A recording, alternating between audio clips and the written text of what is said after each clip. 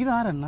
ഇതാ വിൽസന്റെ മോൻ. ഇവൻ ഇപ്പൊ ബാംഗ്ലൂരല്ലേ. ഇവന്റെ താഴെ ഒരു തൊണ്ടല്ലേ? അവൻ മോഡൽ സെറ്റപ്പ് അല്ലേ. അവൻ UFC ചാമ്പ്യൻ. ഓ അപ്പൊ ഇവനാ? ഇവൻ KRC ചിക്കൻ.